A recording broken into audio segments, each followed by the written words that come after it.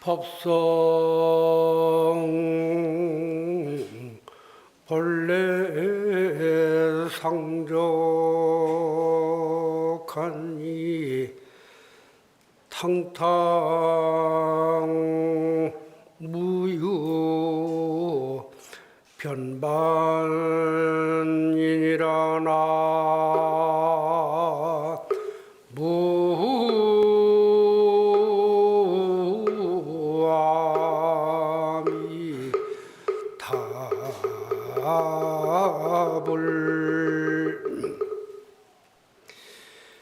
안심치사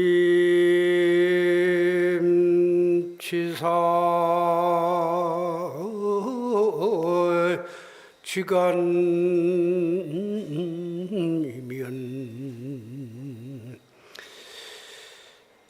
피타 이경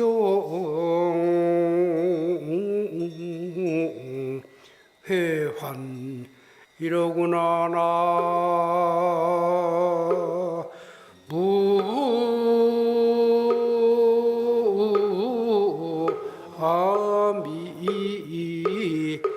답을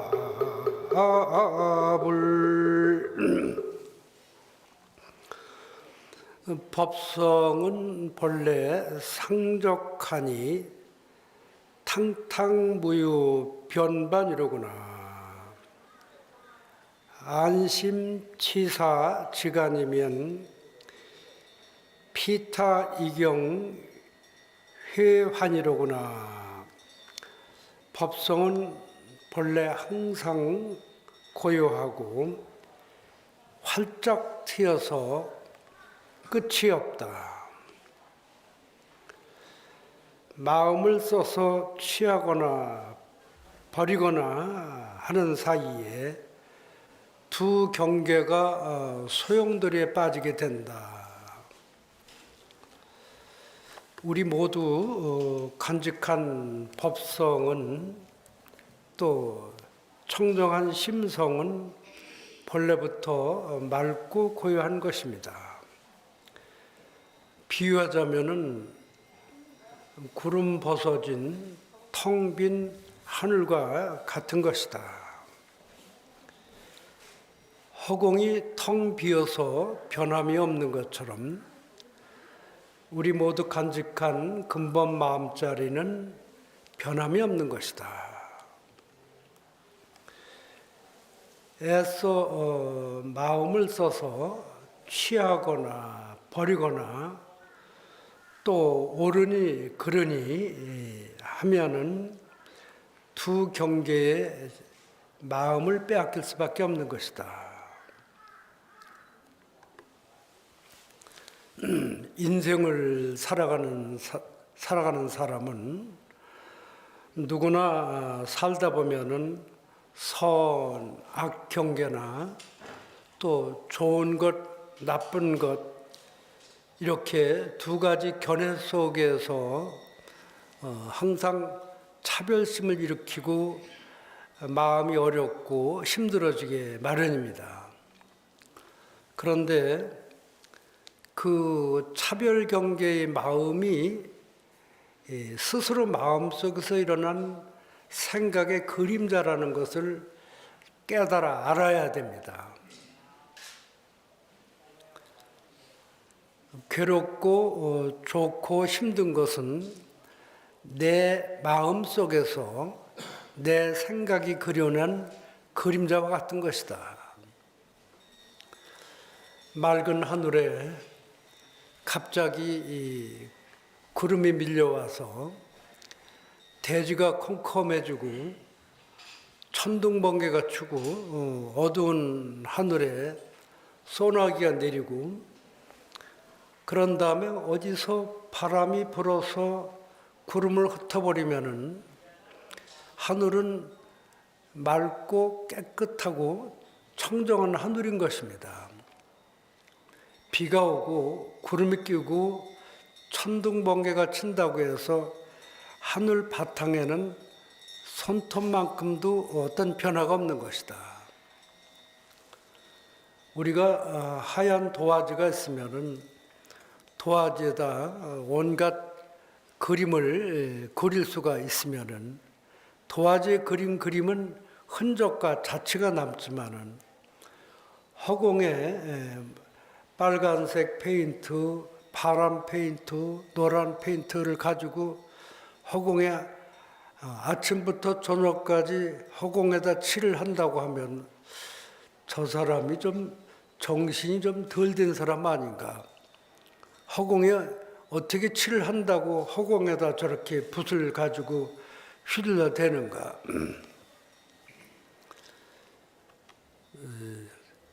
잠깐만 생각을 해보면은 우리 마음이 바탕이 있고 형체가 있는 게 아니라 텅 빈 허공과 같아서 일상생활에 옳으니 그르니 좋은 일 나쁜 일 해서 우리가 마음에 간직을 했다 하더라도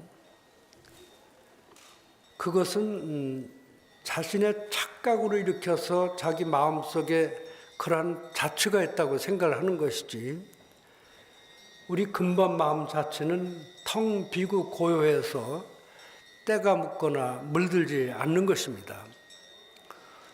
그러한 도리만 확실하게 깨달아 않는다 하더라도 상당히 탕탕무행한 자유의 세계에서 우리가 살아갈 수가 있는 것입니다. 참 마음속에 이러한 갈등의 포로가 되어서 살아가고 있는 사람들을 우리가 중생이라고 이렇게 부를 수가 있습니다. 부처님은 차별하는 마음을 넘어서 다툼이 없는 파란 하늘 같은 분입니다. 옳으니 그러니 분별하는 마음은 자신이 오랜 생활 동안 만들어 놓은 생각의 그림자일 뿐인 것입니다.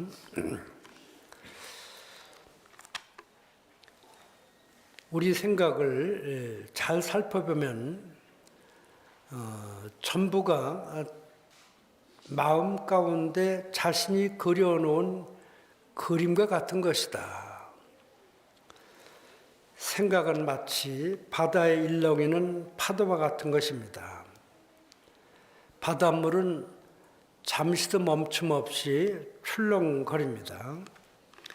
잠시 고요한 것 같으면서도 어디서 바람이 불어오면 다시 물결이 일어나고 파도가 일어나는 것이 우리 생각과 똑같습니다. 우리 생각도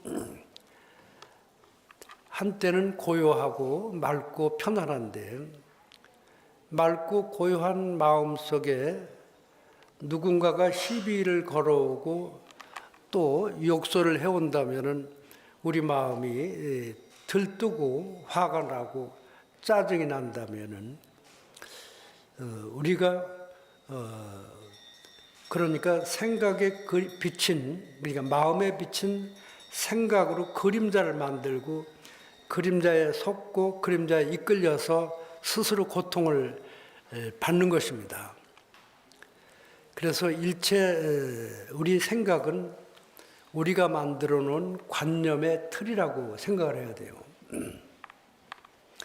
관념의 틀에 묶이면은 내 생각의 틀에 맞지 않으면 화가 나고 짜증이 일어나게 되는 것입니다. 그래서 화가 나고 짜증이 날 때 스스로 마음을 돌이켜서 아하, 또 내 마음에서 분별과 시비를 일으키고 스스로 이렇게 고통을 받는 것이다. 이렇게 생각을 해야 됩니다.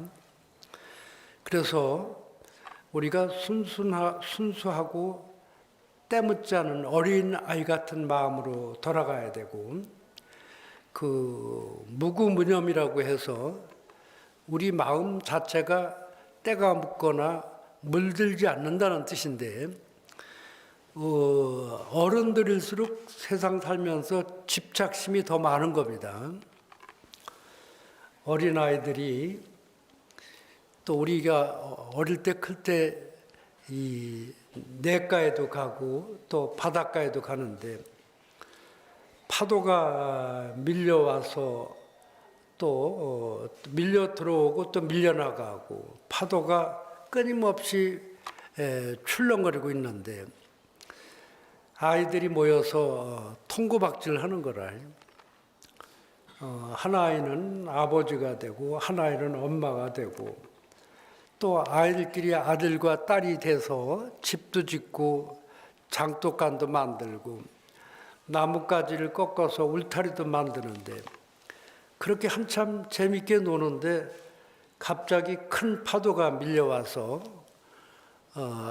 그 바닷물이 아이들이 정성껏 만들어 놓은 집이며 울타리를 다 쓸어버려서 텅 빈 백사장으로 만들었을 때 아이들은 그런 상황에 도달하더라도 박수를 치고 깔깔거리고 웃고 재미있어 하면서 또 다시 또 집도 만들고 장독도 만들고 이렇게 합니다. 왜냐하면 아이들이 자기들이 만들어 놓은 걸 파도가 다 쓸어갔어도 아이들 마음은 전혀 그 만들어 놓은 데 집착이 없기 때문에 그렇게 편안하고 웃을 수가 있는데 우리가 평생 모아놓은 재산이 어느 날 어떤 풍파에 의해서 다 사라지고 났을 때 우리 마음이 그렇게 편안할 수 있느냐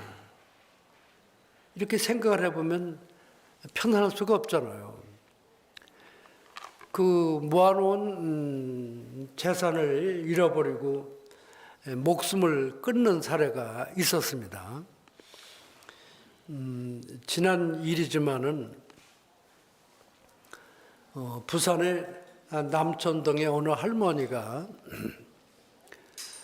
재산이 한 15억이나 이렇게 되는 할머니가 친구가 이 꼬임에 빠져서 친구한테 돈을 몇 억을 빌려준 거예요. 그런데 그 몇 억을 빌려줬는데 왜 빌려줬느냐면은 3억을 빌려주면은 한 달 만에 배로 6억을 갖다 준다 그러니까 솔깃해하네요. 한 달 만에 배가 늘으니까. 그런데 돈을 빌려주고 났는데 이 친구가 보이질 않는 거라. 전화를 해봐도. 그 친구가 사라져버린 거라. 그 친구 돈을 몰래 속여서 가져갔는데 이 노보살은 너무 마음이 아픈 거라. 그래가지고 그 돈을 얼마나 애써서 모았는데 돈을 3억을 띄어서 그때부터 먹는 것도 싫고 잠도 못 자고 괴로워하다가 그 아파트에서 스스로 목숨을 끊은 거 있죠. 보통 사람이 생각하면 아니 재산이 15억인데 아직도 12억 재산이 있나요 없나요? 그 재산 가지고 살면 되지 왜 그 귀한 목숨을 끊느냐 하는 사람이 있는데 우리가 살다 보면은 꼭 큰일 아니라도 작은 일에도 마음을 빼앗기고 힘들고 괴로워할 때가 있는 것입니다. 그래서 우리가 인생을 살면서 자기를 늘 보면서 사는 사람이 있어요. 부처님 공부를 할 때 우리는 나 자신을 볼 줄 알아야 된다. 남의 허물 보지 말고 나 자신의 허물을 봐서 그 허물을 하나씩 고쳐나가는 것이 우리가 수행을 잘 해가는 것입니다. 오늘 제가 그 당송시대의 문장가로 소문난 소동파라는 시인이 있었습니다.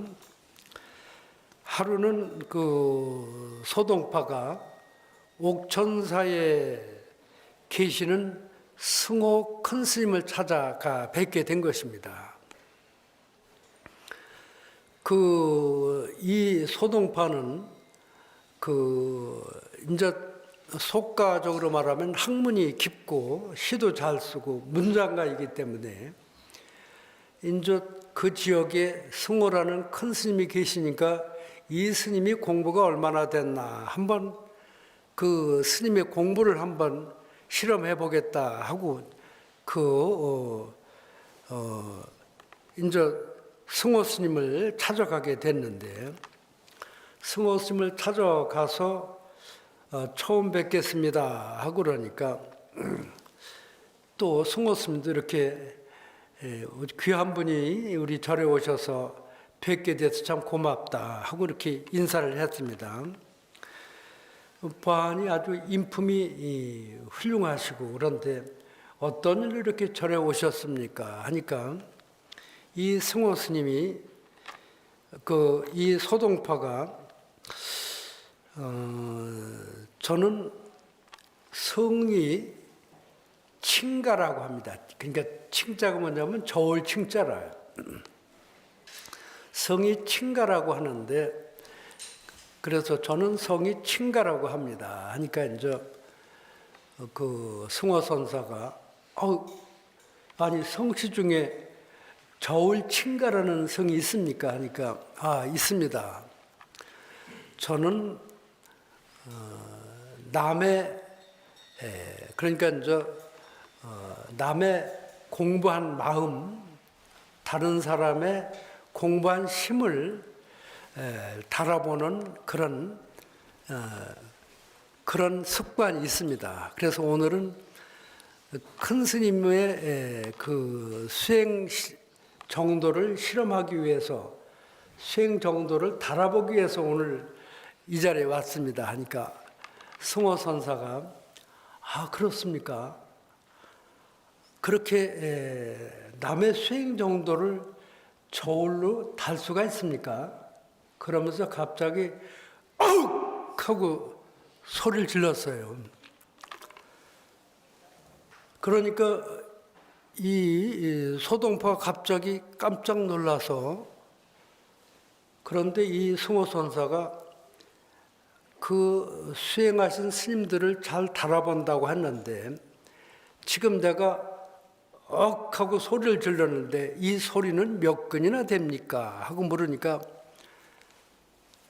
소동파는 갑자기 당황이 되고 진땀이 나서 답변을 할 수가 없었습니다. 그래서 소동파가 일어나서 큰 스님한테 다시 예를 갖추고, 그 큰 스님께서 이렇게 저에게 그 큰 화두 선물을, 요즘 같은 화두 선물을 주셔서 참 고맙습니다 하고, 그 이후로는 소동파가 스님들을 함부로 저울로 달고 함부로 내려보지 않고 스님들을 존경했다고 합니다. 마음을 깨달아 온갖 시비 경계에 당당하신 스님들의 모습 속에서 참다운 진여자성을 깨달을 수가 있는 것입니다.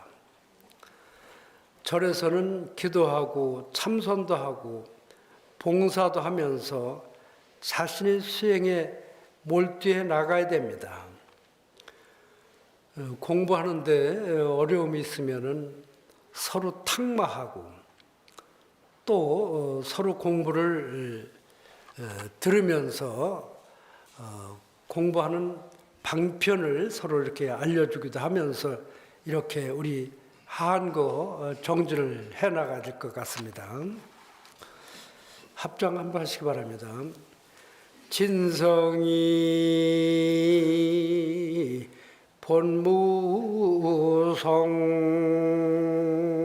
본무성하니 진법이 본무법이니라나 무아미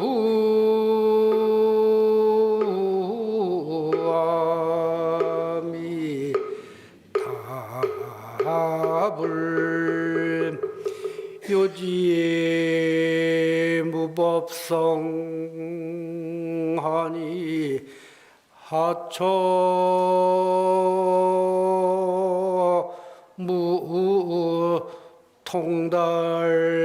무통달이니라나 무아미 밥을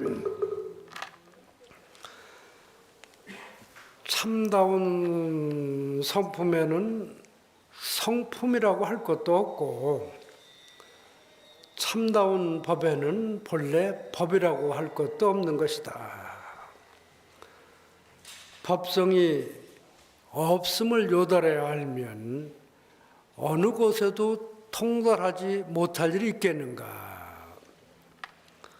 성품은 본래 어떤 모양과 빛깔과 색깔이 없는 형체가 없는 것입니다.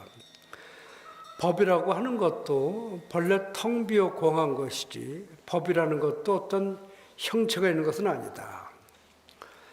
법의 성품을 요달해 알고 보면 인생살이에 통달하지 못할 일이 없는 것이다. 깨달은 도인은 세상사에 걸림이 없는 한가로운 분입니다. 일상생활을 하면서 생활 속에 이렇게 자유자재한 분이 계십니다. 어느 큰 스님 밑에 시자가 큰 스님을 모시게 된 거라요. 큰 스님은 도인이라고 소문이 다 났는데 그 큰 스님 밑에 가서 그 시자 노릇만 잘해도 다 도인이 될 수 있다고 했는데 3년 동안 빨래도 하고 밥도 짓고 또 채마도 가꾸고 틈틈이 나무도 하고 군불도 떼고 그랬는데 3년이 지났는데도 전혀 도를 모르고 있어서 그 큰 스님한테 한번 인사를 드리고 큰 스님 옆에만 있으면은 다 도를 얻는다고 하는데 세월이 3년이 흘렀는데도 어째 저는 도를 모르고 있습니다. 저는 도를 모르고 있는데 왜 그렇습니까? 하고 또 저에게도 이렇게 도는 어떤 것이다. 또 도는 이런 것이다. 이렇게 알려주지 않으셔서 저는 도를 너무 모르고 있는 것 같은데 오늘은 큰 스님께서 도를 좀 알려주십시오 하니까 야 시자야 너하고 나하고 앞에 마당에 풀을 뽑았냐 안 뽑았냐? 풀을 뽑았습니다. 또 물을 떠가지고 와서 방도 쓸고 걸레질도 하고 털이개로도 털어냈는데 그렇게 같이 했느냐 안 했느냐? 같이 했습니다. 음식이 있으면은 같이 앉아서 이렇게 밥을 먹고 그랬는데 같이 먹었습니다. 야 이놈아, 내가 한시도 게을리하지 않고 너에게 도를 알려줬건만 도를 하나도 안 알려준다고 하니까 내가 아직 도를 받을 그릇이 안 되는 것 같구나. 일상생활이 바로 시도고 우리가 살아가는데 도 아닌 게 어디 있느냐. 아침에 일어나서 청소하는 것도 도고 마당을 쓰는 것도 도고 입고 있던 옷을 빠는 것도 도고 세상에 도 아닌 게 어디 있어요. 어른을 잘 모시는 것도 도고 친구들과 탁 마는 것도 도고. 그래서 이번 한거는 조금은 독한 마음을 갖고 아직도 본성에 밝지 않다면은 큰 스님께서 내려주신 화두의 일념으로 정질해서 화두가 이려하고 순일할 때까지 정진의 박차를 가하셨으면 한 분도 해제 때 다 깨달음을 성취하게 될 것입니다. 그 선방에는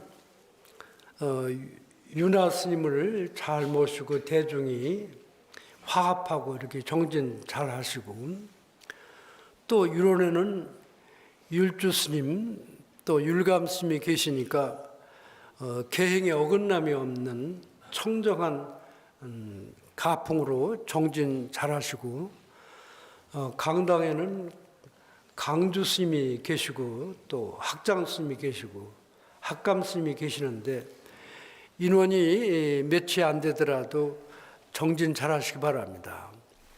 합장하시기 바랍니다. 보리자성이 본래 청정하니 단용 차심하면 즉득 성불하리라 나 무아미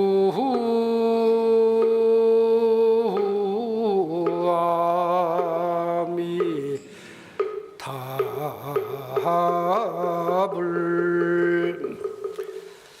보리자성이 본래 청정하니 다만 이 마음을 쓰면은 곧바로 다 성불할 수 있다는 가르침입니다. 모두 해제 때 정진 잘 하시고 성불하시 바랍니다. 감사합니다.